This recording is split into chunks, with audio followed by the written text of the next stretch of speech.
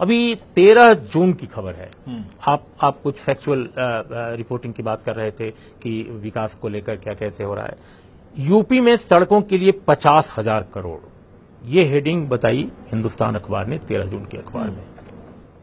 UP में सड़कों के लिए 1 लाख करोड़ उसी दिन के अखबार में अमर उजाला ने बताई, और दोनों अखबारों में ये लीड खबर थी। तीसरे अखबार दैनिक जागरण ने बताया, मैं नाम लेकर इसलिए कह रहा हूं और मेरे पास सारे अखबार यहां पड़े हुए हैं, 10,000 करोड़, और भास्कर ने कहा 10,000 करोड़, 1 लाख करोड़, 10,000 करोड़, 50,000 करोड़। ये देश के 3-4 हिंदी के बड़े अखबारों ने उत्तर प्रदेश में योगी जी की जहां सरकार नहीं बनी है वहां जिस राज्य का बजट 4 लाख करोड़ है वहां 1 लाख करोड़ का सड़क बना।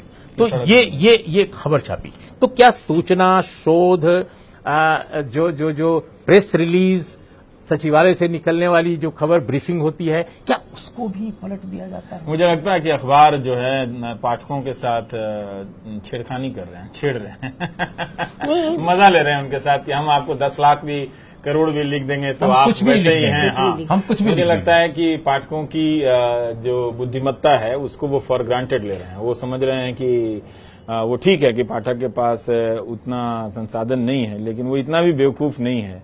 पर झांसे में आ सकता है, झांसे में कोई भी आ सकता है, हम और आप भी आ सकते हैं। फेक न्यूज इस तरह से एक बड़े अखबार में छप जाए तो बहुत संभावना है कि हम भी उसको रीट्वीट कर रहे हैं या फॉरवर्ड कर रहे हैं और आप भी उसको शेयर कर रहे हैं।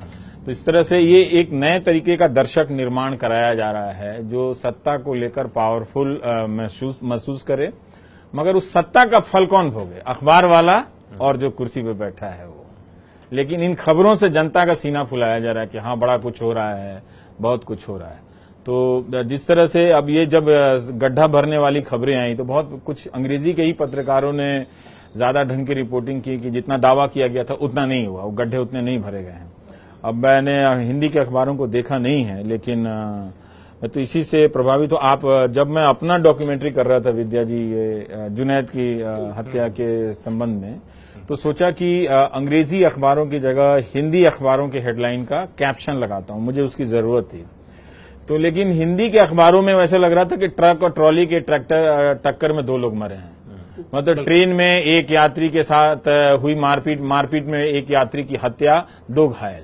अब पता नहीं चल रहा। आप देख लें, आपने अभी इंडियन एक्सप्रेस का दिखाया कि किस तरह से इंडियन एक्सप्रेस ने लिखा है कि 15 ईयर ओल्ड किल्ड। हाँ, और इस खबर का है, या डीएसपी की खबर का भी है, लेकिन डीएसपी की खबर का उन्होंने ज्यादा बड़ा करके दिखाया। देखिए, डीएसपी की खबर भी दिया है इंडियन एक्सप्रेस ने, और जुनैद की भी खबर दिया है, दोनों दिया है, लेकिन हिंदी के अखबार में नहीं है। लेकिन इससे आपको पता चलता है कि घटना का संदर्भ क्या है, क्यों मारा गया होगा, ये पूरा 15 year old killed brother says were called beef eaters. तो इससे आपको पता चलता है आज के माहौल के साथ वो सूट करता है। लेकिन अगर आप हिंदी के मैं रवीश बहुत बाद की भी खबरें देखेंगे तो 3 मरे 4 घायल टाइप से वो।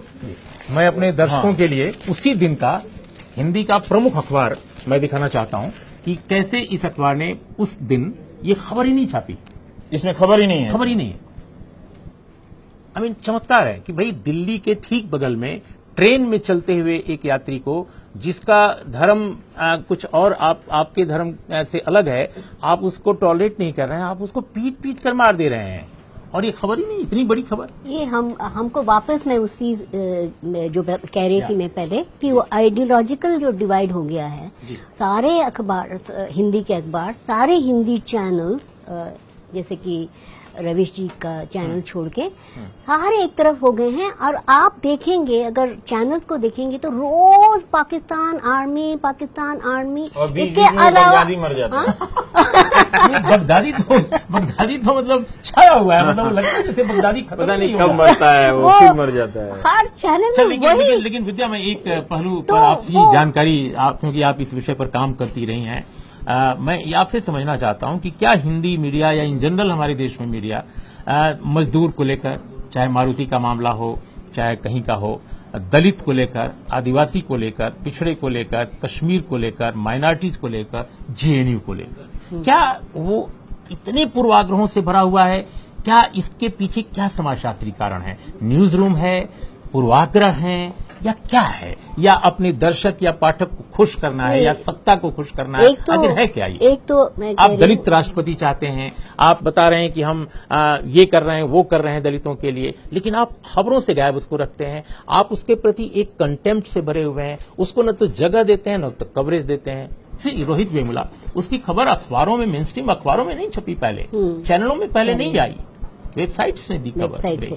जी, मैं आपको बताना चाहूंगी कि मैं जब टाइम्स ऑफ इंडिया में थी तो हमारे जो ओनर समीर जैन कहते थे कि जो हम खबर छापेंगे वो रीडर्स को ध्यान में रख के खबर छापनी चाहिए। जैसे कि हमारे रीडर्स, टाइम्स ऑफ इंडिया के रीडर्स अपर मिडिल क्लास हैं, टॉप 1% जो है वो है, उनके लिए वो फायदा होना चाहिए। तो रीडर्स के सक्सेस को आप ध्यान में रखिए और खबर छापिए। और इस वजह से टाइम्स ऑफ इंडिया में क्लियरली बताया गया हमको कि अफ्रीका डार्क कॉन्टिनेंट, उसको कवर नहीं किया जाएगा। हाँ, बिल्कुल बिल्कुल बाकायदा बताया गया कि इससे जो जो चीजें, जैसे दलितों, जैसे कि अगर कोई बिजनेसमैन है या कॉर्पोरेट एग्जीक्यूटिव है, वो दलित को कुछ कहीं पे हो गया, रेप हो गया, उसको क्या लेना लेकिन देना। कोई सोमालिया की खबर या इथोपिया की खबर जिसका भारत से कनेक्ट है, उस खबर को भी नहीं कवर करेंगे। थोड़ा बहुत जहाँ पे, हाँ बिल्कुल, अगर कोई बायलैटरल रिलेशनशिप का कुछ है तो क्या थोड़ा देश बहुत के संदर्भ में भी इस तरह से हाँ, कि कुछ अप मार्केट डाउन मार्केट। हाँ बिल्कुल। एक तो बहुत क्लियरली कहा गया था कि हमको मार्केट, फ्री मार्केट, वो पोजीशनिंग हमको देनी चाहिए इकोनॉमिक्स में। और दूसरी जगह पे हमको रीडर्स जो है, रीडर्स, और इसलिए मैं कंपेयर कर रही थी रीडर्स और टीआरपी, दोनों एक समान है। चलते चलते हम ये समझना आपसे भी चाहेंगे यही बात कि क्या न्यूज रूम की अपनी जो संरचना है, जो एक सोशल स्ट्रक्चर जो है हमारे समाज का, और उसका रिफ्लेक्शन जो हमारे न्यूज रूम्स पर है, वो कितना प्रभावित कर रहा है इस पत्र? मुझे लगता है कि भयंकर जातिवादी है, और हमें ये हिंदी मीडिया में खास कर, हाँ, और उसकी स्थानिकता का बड़ा रोल है उसके निर्माण में अभी भी, और उसकी भूमिका है। और ये अच्छा है कि आपने अखबारों की समीक्षा शुरू की है। कुछ वेबसाइट्स हिंदी के कर रहे हैं, फेसबुक वगैरह पर लोग करते रहते हैं, तो जरूरी है कि इनकी समीक्षा हो। और भले इनके संपादक का नाम ना हो, लेकिन वो बड़े शक्तिशाली लोग होते हैं, उनका नाम लेके ही उनका समीक्षा की जाए, जैसे हम लोगों की जाती है। बिल्कुल, कि कोई खबर अच्छी है या नहीं की है, वो बहुत सामाजिक मूल्यांकन से, पेशेवर मूल्यांकन से वो बच जाते हैं, और वो एक छुपे हुए चेहरे हैं, एडिटर जो हैं वो काम कर रहे हैं। इसलिए आप देखें कि बहुत अच्छी खबरें होती हैं हिंदी के अखबारों में, उनका डिस्प्ले वैसा नहीं होता है कि जिससे किसी सरकार को चुभ ना जाए, कोई असहज ना हो जाए, तो कहीं कोने में लगा देंगे, तो आपकी बात के विरोध में वो ले आएंगे कि ये देखिए ये खबर हमने पहले की थी। लेकिन उस खबर का इंपॉर्टेंस देखिएगा तो आपको लगेगा कि वो बहुत किनारे कर दिया गया है। ये आज मैं आपको बता रही थी ना जी। ये पहले पन्ने पे है ये खबर कि मोदी सरकार के खिलाफ प्रदर्शन फैशन बन गया है, जबकि ये कह रहे हैं कि जो एक्चुअल प्रदर्शन को तो कवर ही नहीं किया, और उसके खिलाफ ये फैशन बन गया, ये छप गया पेज 1 में। आपको मैं एक दिलचस्प बात बताऊं आप ही के इस खबर, ये तो अंडर कोट है खबर कम से कम। हाँ। यहाँ एक तो प्रोफेशनलिज्म की हल्की झलक दिखती है, प्लेसमेंट की बता रही जी, प्लेसमेंट, लेकिन एक अंडर कोट क्या है ताकि किसी का बयान है। लेकिन रामगढ़ झारखंड में अलीमुद्दीन की हत्या की खबर झारखंड के सबसे प्रमुख अखबार में छपी है, प्रभात खबर, जहां अभी संपादक भी बदले हैं हाल में। उस लोकप्रिय अखबार में खबर जो छपी है उसकी हेडिंग है, मैं हेडिंग पढ़ रहा हूं वर्बेटम, वो है प्रतिबंधित मांस से लदी वैन फूंकी, चालक को पीट पीट कर मार डाला। सवाल यह है कि प्रतिबंधित मीट था, प्रतिबंधित वो मांस था, ये अखबार को 12 घंटे के अंदर कैसे पता चला? क्या फोरेंसिक रिपोर्ट लैब से 12 घंटे के अंदर आ गई? वो पहली लाइन में हत्या को जस्टिफाई कर दे रहे हैं और दूसरी लाइन में हत्या की खबर दे रहे हैं। अच्छी बात है। तो ये तो अंडरकोट भी नहीं है खबर, और ये हिंदी में एक अखबार नहीं, लगभग यह सिलसिला बन गया है कि एक खास कम्युनिटी के बारे में, एक खास रीजन के बारे में आपके पूर्वाग्रह पूरी खबर को कंट्रोल करें। कश्मीर के बारे में रवीश आप प्रोग्राम भी करते रहते हैं और आपकी अपना सोच है। हम ये समझना चाहते हैं कि क्या हिंदी के पाठक वर्ग को या हिंदी क्षेत्र को पूरे ऐसा लगता है कि हिंदुस्तान बनाम कश्मीर बना दिया गया है। हाँ। कहते हम हैं कि कश्मीर अविभाज्य अंग है, लेकिन कश्मीर बनाम हिंदुस्तान बना दिया गया है। बहुत कम हिंदी के पत्रकार हैं, जिसमें मैं भी शामिल हूं, जिन्होंने कश्मीर जाकर रिपोर्टिंग की हो। आप जाकर करते रहे हैं, बहुत कम। लेकिन आप हिंदी के अखबारों में अंग्रेजी से ज्यादा आपको कश्मीर पर रिपोर्टिंग दिखेगी, और ये वो रिपोर्टिंग का टोन वही है जो पॉलिटिकल पार्टी का है। जो पॉलिटिकल पार्टी की प्रेस रिलीज है वही उसका टोन है, और वो पूरा वो ट्रक पत्रकारिता है, मांगोगे दूध तो चीर देंगे खीर देंगे टाइप की।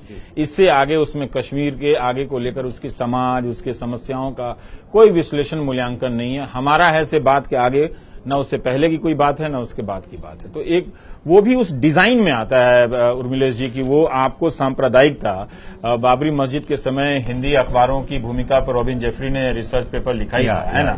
तो हमें वो नहीं भूलना चाहिए कि उसकी जो पूरी भूमिका इस वक्त भी है वो पूरे डिजाइन में है कि कश्मीर उसका एक तरह से सेंटर है। जब कुछ भी ना हो तो कश्मीर ले आओ, कश्मीर ले आओ, हाँ कश्मीर ले आओ, और उसके बहाने फिर वो अलाव जो है वो आप जलाते रहो। एक एक लाइन में बिल्कुल अंत में कि क्या आपको लगता है कि हिंदी पत्रकारिता का जो मौजूदा सूरत हाल है, इसमें वाकई इतने अच्छे लड़के आ रहे हैं, नए लोग आ रहे हैं, जैसा आप स्वयं कह रहे थे अपने जवाब में, क्या ये बदलेगा? नहीं, अखबारों के भीतर नहीं बदलने वाला है। हमें इस भ्रम में नहीं रहना चाहिए। चैनलों के भीतर नहीं बदलने वाला है। आप जो ट्रेंड को देखते हुए मुझे नहीं लगता कि कुछ बदले। इसीलिए हिंदी के पत्रकार फेसबुक पे ज्यादा अच्छा लिखता है, अखबार में खराब। हाँ, ये विकल्प खोजना पड़ेगा। विकल्प वो खुद खोज रहा है ना, वो पत्रकार है, वो नहीं मरना चाहता। एक अच्छा बहुत ही अच्छा रिपोर्टर ने मुझे बताया, बहुत अच्छा लिखता है, कि मैंने कहा कि आप इतना अच्छा ब्लॉग लिखते हो। उन्होंने कहा कि इसीलिए मैं ब्लॉग लिखता हूँ क्योंकि मैं पेपर में नहीं लिख सकता। मैं समझता हूं कि आप आज की संक्षिप्त चर्चा में आप दोनों लोगों ने जो बातें कही हैं बहुत महत्वपूर्ण है, और भले ही अंत में आप लोगों ने कहा कि सूरत हाल बदलता नजर नहीं आ रहा है, एक तरह से निराशा भी आप लोगों की बातों में झलकती है, लेकिन ये आशा भी है कि विकल्प हैं और विकल्प की तलाश लोग कर रहे हैं। नहीं, विकल्प देखिए, विकल्प वेबसाइट में मैंने कहा वायर का हिंदी है, बीबीसी हिंदी है, या सत्याग्रह है, वो लोग विकल्प बन गए, नए रेवेन्यू मॉडल। पर ये निराशा की बात नहीं, ये फैक्ट है, ये नहीं बदलने वाला है। तो लेकिन हम एक सवाल जरूर छोड़े जाते हैं अपने श्रोताओं दर्शकों के लिए कि आखिर हिंदी पत्रकारिता की शुरुआत इतनी शानदार हुई थी आजादी की लड़ाई के समय 30s में, 40s में, बीच के अवधि में भी हमारे यहाँ यशस्वी संपादक आए, बेहतरीन पत्रकारिता हुई, लेकिन ये भंडारफोड़ पत्रकारिता का दौर जब शुरू हुआ 80-90 के दौर में, उसके बाद से आखिर हिंदी पत्रकारिता को हो क्या गया कि धीरे धीरे ये पत्रकारिता ने अपना चेहरा बदलना शुरू किया। हमने अब देख रहे हैं हम कि इन दिनों गणेश शंकर विद्यार्थी हमारी हिंदी पत्रकारिता के प्रतीक पुरुष के रूप में नहीं याद किए जाते। आजकल नारद से जोड़ा जा रहा है हिंदी पत्रकारिता को। ऐसा लगता है कि पूरी भारतीय पत्रकारिता को नारद के प्रतीक पुरुष के हवाले कर दिया गया है। मुझे लगता है कि कहीं न कहीं गणेश शंकर विद्यार्थी और नारद के मिथकीय चरित्र के बीच में जो एक जटिलता है, उसे हिंदी के पत्रकारों और हिंदी समाज को जरूर समझना पड़ेगा, उसकी शिनाख्त करनी पड़ेगी कि आखिर ये प्रतीकों में क्यों इतना बदलाव आया है। मैं इसी सवाल के साथ, इसी टिप्पणी के साथ आज की चर्चा का समापन करता हूं। नमस्कार।